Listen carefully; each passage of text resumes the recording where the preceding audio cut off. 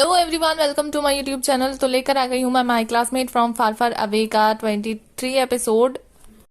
तो अगर आपने इससे पहले के एपिसोड्स नहीं देखे हैं तो आई सजेस्ट पहले आप उन्हें देख लें, लिंक आपको डिस्क्रिप्शन में मिल जाएगा। और अगर अभी तक आपने मेरे चैनल को सब्सक्राइब नहीं किया है तो चैनल को सब्सक्राइब कर दो, बेल आइकन प्रेस कर दो, जिससे आने वाली वीडियोस की अपडेट आपको मिलती रहे। एपिसोड स्टार्ट होता है और हमें सीन दिखाया जाता है कि उनका ग्रुप मिलकर बैठकर नदी किनारे पानी भर रहा होता है और यहाँ फैनगाई जो है वो बहुत ज्यादा रोती है क्योंकि लिफेंग उन्हें छोड़कर चली गई होती है इसलिए, और उसको भी अब वापस जाना था। और यहाँ यूचन को जो है ईरा का सारा सच पता लग गया होता है कि वो किस रीजन की वजह से यहाँ पे आई है या फिर उसकी आइडेंटिटी क्या है। वो फिर भी उसका सपोर्ट कर रहा होता है, उसके साथ होता है। और फिर जिन से बातों बातों के दौरान यूचन की लड़ाई फिर से उससे हो जाती है और जैसे ही जिनको कॉल आता है ना बॉस का, तो फैनगाई को मिल जाती है परमिशन वापस जाने का, तो वो उसे वापस भेजकर खुद निकल जाते हैं आगे की चढ़ाई करने के लिए। और फिर जिन, ईरा और यूचन मिलकर उस केव में दोबारा जाते हैं और इस बार वो लोग पूरी तैयारी के साथ गए थे, मतलब वाटर बॉटल में पानी भरकर पूरी तरह से गए होते हैं। और वो लोग फिर से उस पर हमला करते हैं, तो वो लोग इस बार पानी का यूज करते हैं, बट वो मॉन्स्टर जो है उन पर ज्यादा ही भारी पड़ रहे थे। और इस बीच में जिन जो है वो उन दोनों को बचाते हुए खुद को सेक्रीफाइस कर देता है और उन दोनों को भागने के लिए बोल देता है, जिससे वो खुद उनके चंगुल में ही फंसा रह जाता है। इधर हमारी गुई को पता लग गया होता है कि उसका भाई मुसीबत में है, तो वो फटाफट वहां से भाग लेती है उसको बचाने के लिए। और यहाँ जैसे ही यूचेन और ईरा उस केव से बाहर जाने की कोशिश कर रहे होते हैं तो एक ज़ॉम्बी जो है उन पर अटैक कर देता है एक तीर से। तो वो दोनों जैसे जैसे उस तीर से बचते हैं, बट गुई आकर उस तीर को पकड़कर उसी पर ही वार कर देती है, जिससे वो ज़ॉम्बी थोड़ी देर के लिए बेहोश हो जाता है। और यहाँ यूचन बहुत ज्यादा खुश हो जाता है कि उसकी बहन आ गई है। तभी वो ज़ॉम्बी उठता है तो वो तीनों के तीनों उस केव से बाहर निकलकर भागने लगते हैं बाहर की तरफ। दूसरी तरफ एरका और जिंगजिंग को दिखाया जाता है जो कि नदी पार कर रहे होते हैं। तो उस बीच में हमारी जो जिंगजिंग है उसका बैग बहने लगता है, तो हमारी जिंगजिंग खुद को बचाने की जगह उस बैग को पकड़ने जाती है, जिस बात से एरका बहुत ज्यादा गुस्सा होता है और वो उसको बचाने जाता है। फिर जैसे वो उसको बचा लेता है ना तो उस पर गुस्सा करने लगता है कि वो अपनी जान छोड़कर उस बैग को पकड़ने चली गई, जिसपे जिंगजिंग जो है वो इमोशनल होकर कहती है कि उसमें उसकी यादें हैं, उसके जाने के बाद उसकी यादों के सहारे तो वो जिएगी। और उसकी ऐसी बातें सुन के एरका का दिल पिघल जाता है और वो उसको जाकर हग कर लेता है।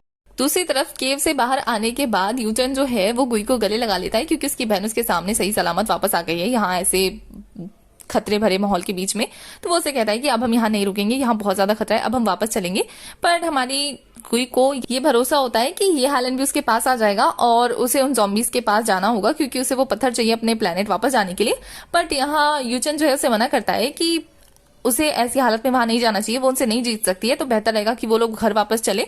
बट यहाँ गुई की उसके साथ बहस हो जाती है और वो गुस्से में ईरा का हाथ पकड़ के वहां से जाने लगता है। और हमारी गुई मन में सोचती है कि अच्छा ही हुआ, एक तरह से ये लोग चले गए, खतरे से दूर तो रहेंगे। और फिर वो वापस उस केव की तरफ जाने लगती है और फिर वो अपने हाथ में दोनों चाकू लेकर पहुंच जाती है उस केव के अंदर और वहां जाके ना सारे जो भी ज़ॉम्बीज थे ना उनकी बैंड बजाने लगती है एक एक करके। और फिर उनको मारने के लिए ना वो अपनी मेंटल पावर का भी यूज करती है, बट बहुत ज्यादा उनको पीटने के बाद और अपनी मेंटल पावर का यूज करने के बाद भी वो ज़ॉम्बीज उठ के खड़े हो जाते हैं। तो वो अपने मन में सोचती है कि ये लोग कैसी चीजें हैं, मतलब किसी भी चीज से मरने को तैयार ही नहीं है और वो अपनी बहुत ज्यादा मेंटल पावर यूज कर चुकी होती है, तो उसे समझ में नहीं आता कि वो नेक्स्ट क्या करे। दूसरी तरफ यहाँ एरका को भी भनक लग जाती है उसके एलियन सेंस की वजह से कि कोई मुसीबत में है, तो वो जिंगजिंग को बताता है। तो वैसे तो वो जिंगजिंग को छोड़ने जा रहा होता है, पर जिंगजिंग जो है इसे वापस ले जाती है गुई को बचाने के लिए। और यहाँ यूचन गुई को अकेले छोड़ तो आया था, बट उसके पांव भी आगे की तरफ नहीं बढ़ रहे होते हैं। तो यहाँ हमारी ईरा समझ जाती है कि वो अपनी बहन को मिस करा है। तो यूचन जो है वो कहने ही वाला होता है गुई के बारे में ईरा को सारी सच्चाई, बट वो कहती है कि उसे ऑलरेडी पता है कि गुई ह्यूमन तो नहीं है। तो ये बात सुन के यूचन को अच्छा लगता है कि उसे पहले से ही पता है जो वो बताना चाहता है। तो वो उसे कहती है कि इससे पहले कि तुम्हारा मूड खराब हो जाके उसे बचा लो। तो वो भी खुशी खुशी भागने लगता है गुई की तरफ। यहाँ कोई मॉन्स्टर से घिरी होती है कि तभी उसके सारे दोस्त आ जाते हैं उसको बचाने के लिए और वो सभी के सभी मिलकर उससे लड़ने लगते हैं। बट वो सभी के सभी मुकाबला कैसे कर पाते हैं, उनसे कैसे ही बचते हैं। तभी यालन की एंट्री हो जाती है उन्हीं के बीच में और वो सबको धूप में जाने के लिए कहता है जल्दी से भागकर, और वो उनको बचाकर धूप में ले जाने लगता है। और सेफ प्लेस पर आकर हमारा जो यालन है वो गुई से पूछता है कि वो ठीक तो है ना, और गुई भी उससे सेम ही सवाल करती है क्योंकि खोकर तो वही आया ना वापस। तो बाकी सब जब ये हालन से पूछते हैं कि आखिर उसके साथ हुआ क्या था और वो यहाँ तक कैसे पहुंचा, तो ये हालन बताता है कि जिस रात गुई की और उसकी ड्यूटी लगी थी, तो गुई के सोने के बाद उसे ऐसा लगा जैसे उसके पास से कोई गुजरा है। तो वो अपना बैकपैक लेकर उसके पीछे भागा, बट जंगल में काफी दूर अंदर जाने के बाद वो रास्ता भटक गया, यहाँ तक कि उसका कंपास भी काम नहीं किया। और फिर वो रास्ता ढूंढने के चक्कर में और ज्यादा जंगल की तरफ जाने लग गया और उस जगह पे उसको एक ज़ॉम्बी मिला जिससे लड़ते लड़ते उसकी हालत खराब हो गई, उसके चोट भी लग गया और वो कीचेन वहीं गिर गया था उस ज़ॉम्बी से बचने के चक्कर में। और यालन कहता है कि जैसे वो लड़ रहा था ना उसके साथ, तो एक पेड़ के पास कुछ पत्थर रखे थे जिसे मारने की वजह से उस ज़ॉम्बी को चोट लग रही थी उससे। तो ये हालन बताता है कि उसी बीच उसे पता लग गया कि उन ज़ॉम्बीज को सूरज की रोशनी से बहुत ज्यादा डर लगता है, और जिस पत्थर से वो भागा था ना वो भी सन की तरह ही चमकने वाले थे, तो इस वजह से वो इन पत्थर से भी डरते हैं। और हमारी गुई जो है उसे पूछती है कि आखिर वो उस जंगल से बच के यहाँ तक आया कैसे। तो ये हालन बताता है कि किसी ने रस्सियां बांध रखी थी, तो मैं उस निशान के सहारे आ गया, और ये रस्सियां तो गुई ने ही बांधी थी। तो गुई समझ जाती है, और अब जब गुई को उन ज़ॉम्बीज के बारे में सारी कमजोरियां पता लग जाती है तो वो अपना टीम कमांड संभालते हुए कहती है कि ईरा, जिंगजिंग और यूचेन सूरज की रोशनी को केव में लाने की कोशिश करेंगे, और ये हालन और एरका जो है उसको पत्थर पास करेंगे जिससे कि वो हमला कर सके। और यही दिखाया जाता है करते हुए कि जिंगजिंग, ईरा और यूचेन जो है वो मिरर सेट कर रहे होते हैं ताकि सूरज की रोशनी को केव के अंदर लाया जा सके, और इधर ये हालन और एरका जो है वो पत्थर को सेट कर रहे होते हैं ताकि सूरज की रोशनी उस पर पड़ सके। और यहाँ ज़ॉम्बीज का अटैक होने लगता है तो हमारी गुई जैसे तैसे उन्हें संभालती है, तभी सूरज की रोशनी उन पत्थर पर पड़ते ही पत्थर रिएक्ट करने लगता है, और हमारी गुई जो है अपनी पावर की मदद से उन पत्थर से उन ज़ॉम्बीज पर हमला कर देती है जिससे कि वो घायल होकर गिर जाते हैं। और ये सारी चीजें देखकर तो ये हालन शौक रह जाता है क्योंकि उसके सामने तो पहली बार गुई का असली चेहरा आया था। और यहाँ गुई सबको ढेर करते हुए एरका के पास जाती है तो एरका खुशी के मारे कहता है कमांडर तो कमांडर होता है, कमाल कर दिया। और यह हालन भी उसकी इस काबिलियत को देखकर स्माइल करने लगता है। और जब वो तीनों भी अंदर आते हैं तो यहाँ हमारी जिंगजिंग को भी पता लग जाता है कि हमारी गुई भी एलियन है, तो वो कहती है मेरा बॉयफ्रेंड और मेरी दोस्त दोनों एलियन है। और यहाँ यूचन भी कहता है हाँ मेरी भी बहन और मेरी गर्लफ्रेंड दोनों ही अमेजिंग है, मतलब बहन मेरी एलियन है और गर्लफ्रेंड मेरी ऑर्गेनाइजेशन की लीडर है, मेरी तो लाइफ सेट है। और मेरी बहन ने जिसको सेट किया है वो भी इतना बड़ा योद्धा है कि क्या बताएं। और वहां का माहौल थोड़ा हल्का हो जाता है, लाइट सा हो जाता है, और उसके बाद वो सभी के सभी पत्थर ढूंढने लगते हैं जहां ईरा और यूचन को कुछ मिलता है और वो सभी उनके पीछे जाते हैं। तो वहां अंदर गुफा के अंदर एक और गुफा होती है जो कि देखने में बहुत ज्यादा सुंदर होती है क्योंकि वो बहुत ही अलग डिजाइन की बनी होती है।